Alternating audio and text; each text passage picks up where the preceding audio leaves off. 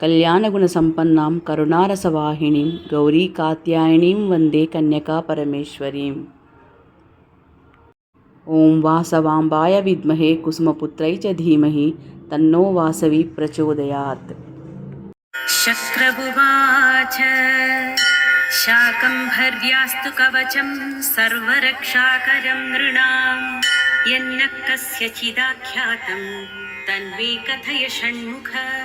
स्कन्द उवाच शक्रशाकम्भरी देव्या कवचं सिद्धिदायकं कथयामि महाभागः शृणु सर्वशुभावहम्।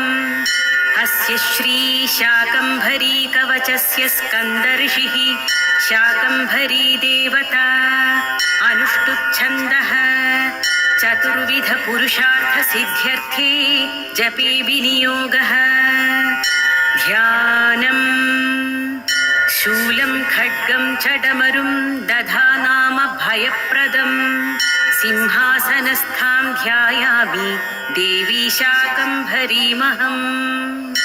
अथ कवचम् शाकम्भरी शिरः पातु नेत्रे मे रक्तदन्तिका कर्णोरमे नन्दजः पातु नासिकां पातु पार्वती ओष्ठौ पातु महाकाली महालक्ष्मीश्च मे मुखम् महासरस्वती जिह्वां चामुण्डावतु मे रदाम् कालकण्ठसती कण्ठं भद्रकाली करद्वयम् हृदयं पातु कौमारी कुक्षिं मे पातु वैष्णवी नाभिं मेवतु वाराही ब्राह्मी पार्श्वे ममावतु पृष्ठं मे नारसिंही च योगीशा पातु मे कटिम् ऊरु मे पातु वामूरुर्जानुनी जगदम्बिका जङ्घे मे चण्डिकां पातु पादौ मे पातु शाम्भवी शिरः प्रभृतिपादान्तं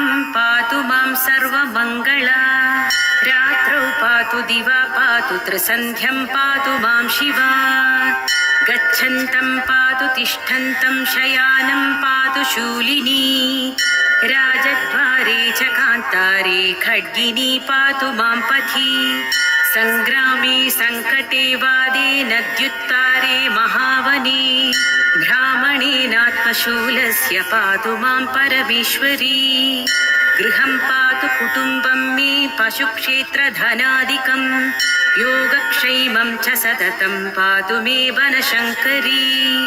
इतीदं कवचं पुण्यं शाकम्भर्या प्रकीर्तितं यस्त्रिसन्ध्यं पठेत् चक्र सर्वापद्भिः समुच्यते तुष्टिं पुष्टिं तथारोग्यं सन्ततिं सम्पदं च शत्रुक्षयं समाप्नोति कवचस्यास्य पाठतः।